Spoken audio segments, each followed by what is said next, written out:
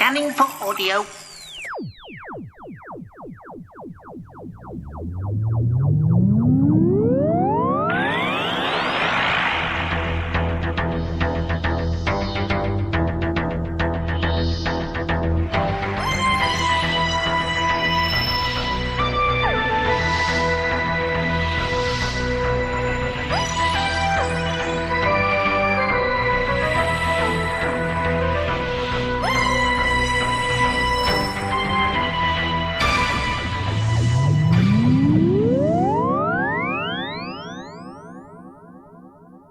Welcome to a Tin Dog podcast.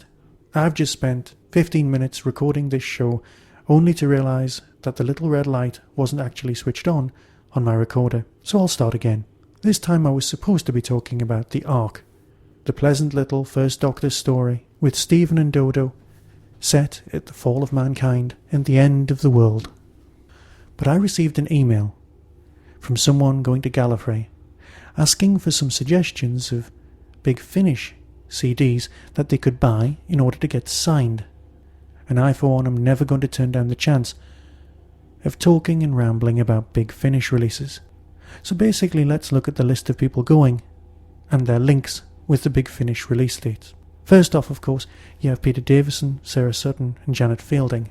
Now all three of those people have recently appeared in their own mini trilogy of stories, starting with Cobwebs. Cobwebs has, of course, a slightly older Nyssa of Traken and is set immediately after the events of Terminus. Buying this one story would allow you to get it signed by 3 different guests and make you, well, the owner of a very nice piece of kit. It has on the front, if memory serves, a picture of the older Nyssa and the rest of the original cast. And here's the trailer for Cobwebs. Coming soon from Big Finish Productions, Doctor Who, Cobwebs.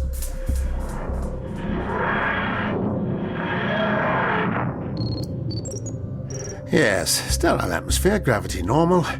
Let's take a look outside, shall we? I thought I saw something move near the access shaft. I don't want to alarm you, but there's something in the ship with us. Great. Another gloomy corridor. Warning. Threat mode activated. What are you doing here? This is a top security facility. I don't take orders from saboteurs. You have to stop this. It's cold-blooded murder. Everyone in this station is going to end up dead. Whatever you do, Tegan, don't move. Ow! Get them off me! Get them off me! Help! Help me! Is that the best you can do? This is my life you're talking about. Turlo's life, Nyssa's life, your life. I always knew you would return one day. That the 4 of you would come back to me. Tegan, Nyssa, Turlo, and the Doctor.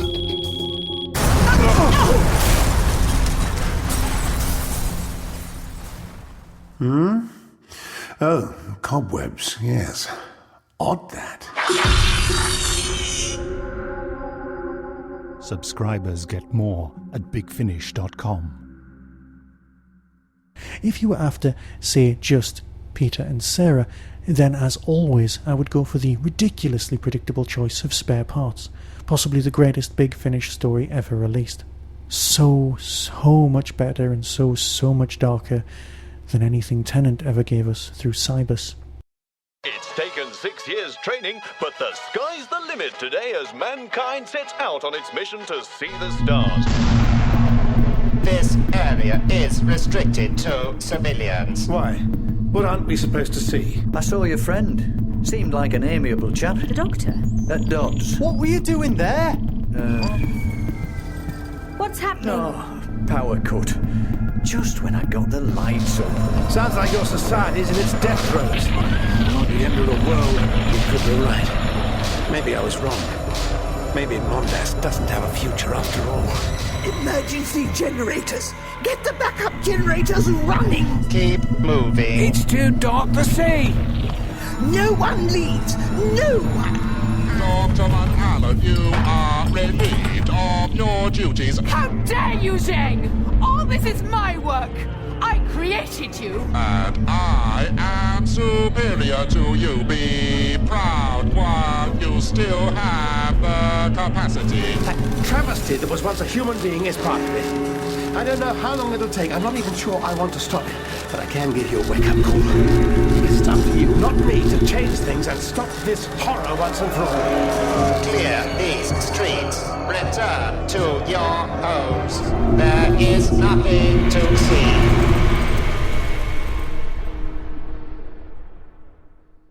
In saying that, Janet Fielding's connection with Big Finish isn't just limited to these 3 stories. There will be a whole new series coming out very shortly. But she was also involved, many years ago, with a one-off story that was meant to be her only connection with Big Finish, dealing with a much older and wiser and more depressed Tegan, which doesn't quite link in with the whole Sarah Jane mentioning of her, but we'll get back to that another time on another podcast. Following on from that is John Leeson, the man responsible for K9's voice.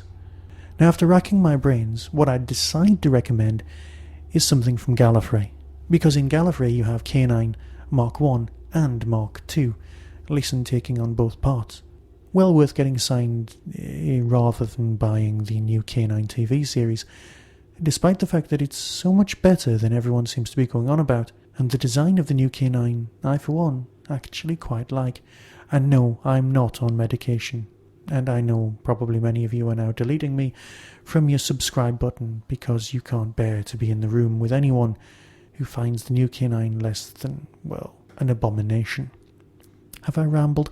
Very probably. Let's move on and just say that Disc 1.2, that's Series 1, Disc 2, has the most K9 on it, and that's probably the one worth going for. But if you're new to Gallifrey, just buy Disc 1, it explains so much. The politics of the Time Lords is very complicated, and it's probably best to hit the ground, not exactly running, but at least know where you are. Coming soon from Big Finish Productions, Gallifrey Series 4. Reborn, disassembled, annihilation, forever. Starring Lalla Ward. Your crimes are child's play to what I have achieved. Whole civilizations lie in ashes because of me. And yours may well be next. Louise Jameson. War should not be simple. War should be tactical and brave, fought with guile and cunning. Miles Richardson. Do you care so little about Romana? Hasn't she trusted you? Doesn't she deserve better treatment than this? Sean Carlson. As Time Lords, entire galaxies must tremble at the very mention of our name. Civilizations who oppose us will be crushed beneath our feet. It is our divine right. Carol Ann Ford. There is no place for us. Not anymore. No family. No friends. No protection. Katie Manning. You're on Gallifrey. Gallifrey is at war. Therefore, you can only be on one side or the other. Mary Tam. Was I to be the next? Do you want me to give up my regenerations as well? Jeffrey Beavers. Would you destroy our people, Romana? Would you watch an entire race die for the sake of war? Colin Baker. Unfinished business drew me here, perhaps. But now we have to do what we can to help preserve this place, just as everyone else does. And John Leeson as K9. Radio link communications failing. By my calculations, you are 2,347. Gallifrey. Coming soon from Big Finish Productions. Subscribers get more at bigfinish.com. After John Leeson, that brings us rather neatly to Fraser Hines. Now again, his connection with Big Finish isn't quite the same as the others, because obviously he can't appear with his own Doctor. His first foray into the world of Big Finish, as far as I'm concerned, was with the Companion Chronicles, and the Companion Chronicle that I liked the most was Glorious Revolution. It's set a few years after Jamie's time, and you do get a very, very good second Doctor impression from Fraser. Here's the trailer. Doctor Who, The Companion Chronicles, The Glorious Revolution. Jamie. Aye. Jamie McCrimmon. What's it to you? I've travelled a long way to see you. I've come to speak to you about the Doctor. The Doctor?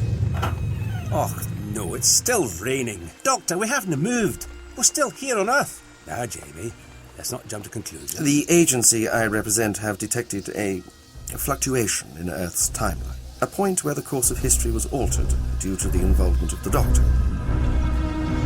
What are you trying to do, Get us all killed? I can't just stand by and do nothing. Yes, you can. That is precisely what you must do. But we know what's going to happen. No, Jamie, we must not get involved. Tell me, what do you remember of the time you spent travelling with the Doctor? Craig and Tour. Jamie, I've never travelled with any Doctor. But we're not out of the woods yet. Come on, I say run. If, however, you'd rather have something a little bit more, full cast, then I would suggest buying the first of the Jamie McCrimmon as an older person, but still in Scotland, possibly, depending on whether you know the spoilers, 6th Doctor story, City of Spires. It's a very nice story, very well acted, and for me, one of the strongest of the trilogy. Not that, in saying that it is a trilogy, you need to buy the others. Just after hearing the first one, you kind of want to. Here's the trailer for that instead. After some lovely Fraser Hines-ness, I bring you some even more lovelier Sheridan Smith-ness. Sheridan Smith's complete range is just great. Basically, you can choose one at random. They're all very, very good. Obviously, like many of the others, I would just go for their first story. But if you were feeling a bit more adventurous, why not go for my personal favourite, the one with the Zygons? There's nothing as squelchy as a Zygon on audio. Here's the trailer for that. But remember, any Sheridan Smith is worth having. The Zygon Who Fell to Earth by Paul Mars. Oh, look at this place. Fizzy water, linen tablecloths, cut crystal. I thought you said Auntie Pat didn't amount to much. I'm just as amazed as you. It is marvellous to see you again. Hideous fetus-like warlords from the deepest, murkiest fathoms of space. Doctor.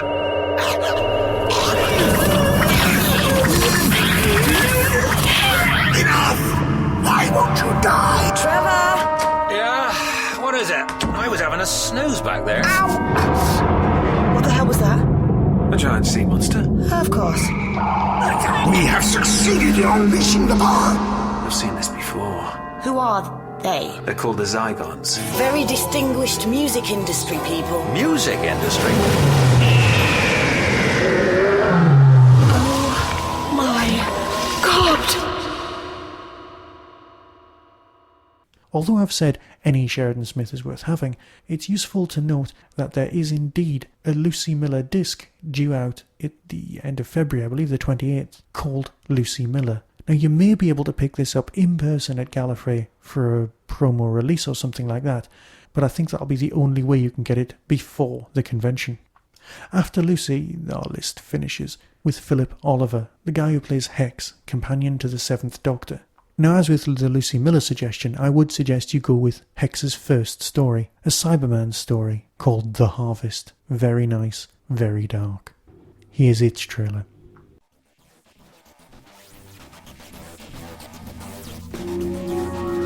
Doctor, Executive Security Officer Garnier regarded me strangely, as if he was afraid of me. As if the sight of me horrified him. Oh, no, not at all. Just healthy respect. Am I grotesque? There's a certain degree of tissue swelling and suturing, but that's diminishing daily. It would be curious if he was afraid of me. That thing that came into this room beside him is far more terrifying. System recognizes Staff Nurse Schofield. Good morning. It is 08:29 a.m., October 12, 2021. You are logged in to begin morning shift. Thank you, sis. Do you know a Dorothy McShane works in human resources? No. She seems to have an employment record that doesn't quite check out. And as far as I can tell, she's showing an unhealthy interest in sea program. We're investigating St. Gart's Hospital, Mr. Heggs. Your place of employment. because we have reason to believe someone there is conducting potentially dangerous experiments with xenotech. Which is? Technology of non-terrestrial origin. I have never seen London like this. Well, it'll become a familiar sight. The Embankment there, Big Ben, and the Museum of Parliament. You mistake me, Doctor. I mean, I have never seen anything like this. I have never seen in this way before. Shape, color, perspective and dimension. The resolution so bright, unfiltered, unenhanced. I'm glad you're pleased. Seeing the world through new eyes. You are pleased, aren't you? Yes, Doctor. I think that is how I feel.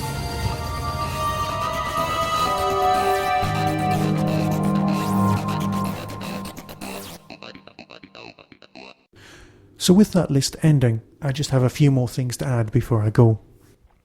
In this month's Doctor Who magazine, I believe on page 62, people to follow on Twitter are listed, and at the very bottom of the page, bottom right, in the little grey box out, it suggests you follow Radio Free Skaro, or even Podshock. It's nice to know that we're infiltrating ever so slightly into the world of mainstream Doctor Who culture. One day I'm sure the magazine itself will do an article on podcasting, but would we truly like that? I have no idea. But let's face it, they've covered Trock, so perhaps we've just been missed out for a reason.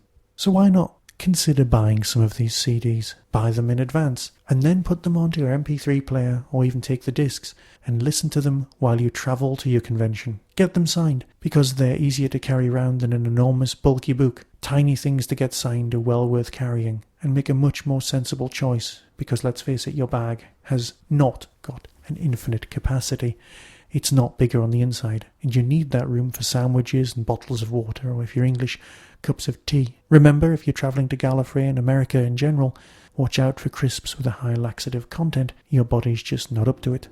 Avoid American chocolate, unless you're feeling remarkably adventurous and suddenly like peanuts for no reason. Talk to strangers. They're at the convention. You already have something in common, and everybody there's very, very nice. I'm not jealous. No, not me. Not at all. No, you've got me. I'm not jealous. I'm not jealous that I'm there. I'm not jealous I'm not there. I will be producing a podcast per day while Gallifrey is on, and I will of course be having my own solo con at the same time.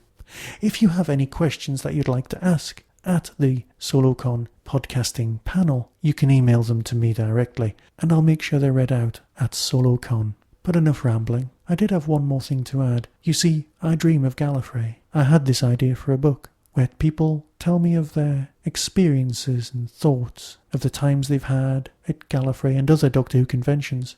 Would you be interested in reading such a thing? All proceeds to charity, of course. Perhaps I'll talk about that another time, and leave it now.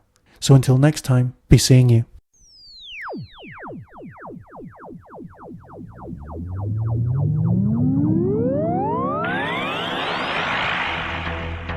You have been listening to the Tin Dog Podcast. Doctor Who and its associated shows are all trademark of the BBC.